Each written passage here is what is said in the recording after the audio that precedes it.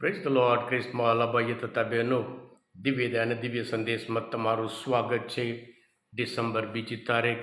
આ સંદેશ સાંભળીને તમારા સૌ માટે અને તમારા કુટુંબીજનો વિશે પ્રાર્થના કરું છું. તમારા બાઇબલ લઈ લો, પ્રભુના વચન સાંભળીએ.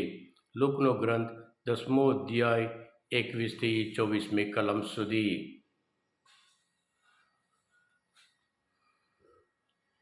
એક ક્ષણે પવિત્ર આત્માથી પ્રેરાઈને ઉલ્લાસમાં આવીને ઈસુ બોલી ઉઠ્યા, હે પિતા, સગલ શ્રેષ્ઠના માલિક, આ બધી વાતો તડાયા અને ચતુર માણસોથી ગુપ્ત રાખી અને બાળકો આગળ પ્રગટ કરી, એ માટે હું તારી સ્તુતિ કરું છું.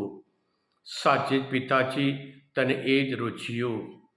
મારા પિતાએ બધું મારા હાથમાં સોંપી દીધું છે, અને પુત્ર કોણ છે એ પિતા સિવાય કોઈ જાણતું નથી, અને પિતા કોણ છે એ પુત્ર અથવા પુત્ર જેને જણાવવા ઈચ્છે તેના સિવાય બીજા કોઈ જાણતો નથી.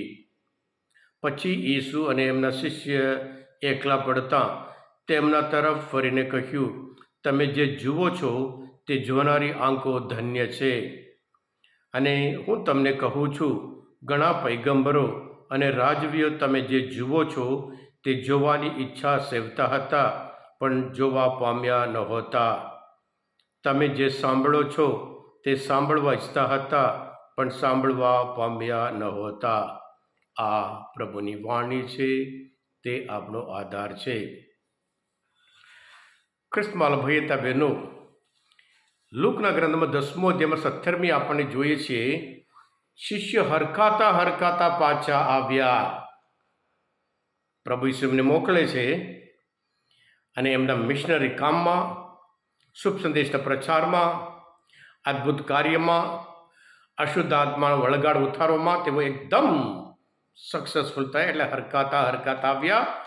એ જોઈને પ્રભુ ઈસુ આજના શુભ સંદેશમાં પ્રભુ ઈસુ પોતે ખુશ થઈ ગયા, ઉલ્લાસમાં આવીને ઈશ્વરનો આભાર માને છે અને કહે છે કે એટલા માટે પ્રભુનો આભાર માને છે કે આ બધી વસ્તુઓ તે ડાયા અને ચતુર માણસ ગુપ્ત રાખી આ બાળકો આગળ પ્રગટ કરી, એ બદલ હું તારો આભાર માનું છું.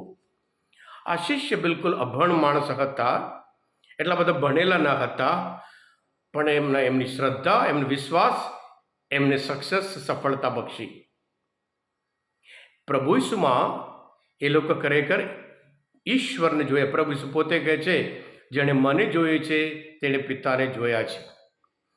આ ફરોશી લોકો, આગેવાનો જૂના કરાર બધું જાણતા હતા, સંપૂર્ણ રીતે જ્ઞાન બહુ, બુદ્ધિ વધુ હતું, જ્ઞાન બહુ હતું, પણ દુન્યવી જ્ઞાન એ ઈશ્વરનું જ્ઞાન અલગ છે. ઘણી વખત જે આપણે હોશિયારી છે એ ઈશ્વરનો અનુભવ કરવા માટે અડચણરૂપ થાય છે. આ ફરોશીઓ, સદુકીઓ અને પછી શાસ્ત્રીઓ, આગેવાનો બધું જૂના કરાર સંપૂર્ણ જાણતા હતા, પણ એ લોકોને અર્થ સમજ્યા નહીં. તો જૂના કરારની પરિપૂર્ણતા એ નવા કરારમાં છે, પ્રભુ ઈસુમાં છે. જે રીતે એ લોકો અપેક્ષા રાખતા હતા મસીહા મુક્તિદાતાની, એ પ્રમાણે આ ઈસુ નથી, એમ કરીને પ્રભુ ઈસુ સંપૂર્ણ રિજેક્ટ કર્યા હતા. અને પણ પ્રભુ ઈસુ આ શિષ્ય જેવી રીતે પ્રભુ ઈસુને સ્વીકાર કર્યા અને જે કામ માટે મોકલ્યા હતા તેઓ સક્સેસફુલ થયા, એ માટે પ્રભુ ઈસુ આભાર માને છે. હા ક્રિસ્મા ભાઈ બહેનો,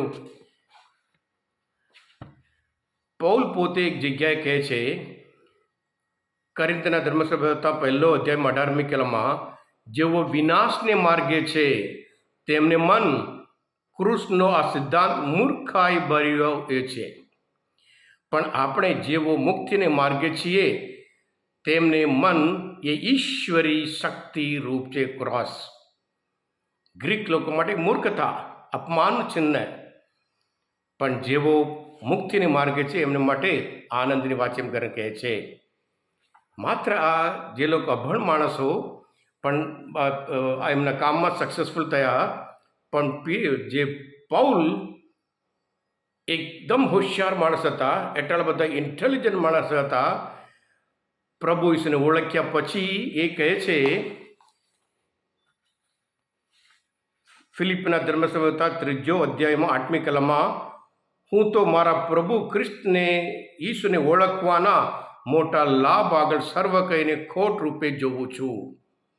તેમને ખાતર મેં સર્વ કંઈ જથ્થો કર્યો છે અને એ બધું કચરા જેવું છે એમ કરીને પ્રભુ ઈસુને ઓળખવાનું એમને અનુભવ કર્યા પછી એટલા એ બધા એમના જેવો પણ આનંદ. હા ક્રિસ્મવાલા ભાઈ બહેનો, આપણે બધા ક્રિશ્ચિયન છીએ. આપણી જે ક્રેડિટના લીધે નહીં, આપણા જીવનના લીધે નહીં, એ ઈશ્વરની દયા છે, એ ઈશ્વરની કૃપા છે. એ માટે પ્રભુનો હંમેશા આભાર માનીએ.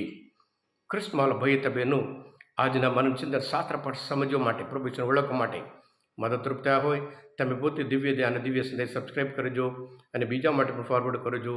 કારણ તમે બધા આશીર્વાદિત છો, અભિષેક્ત છો. પ્રભુ ઈસુ, હું તમારામાં વિશ્વાસ રાખું છું. બોલો દિવ્ય ધ્યાન જય. God bless you all.